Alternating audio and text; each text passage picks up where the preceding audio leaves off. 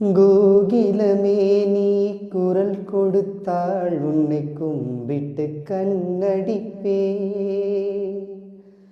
கோபுரமே உனை சாய்த்து கொண்டு உந்தன் கூந்தலில் மீன் பிடிப்பே.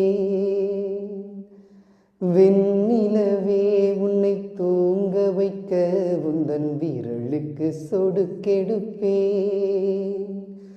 வருட வரும் பூங்காற்றை எல்லாம் கொஞ்சம் வடிகட்டி அனுப்பி வைப்பேன்.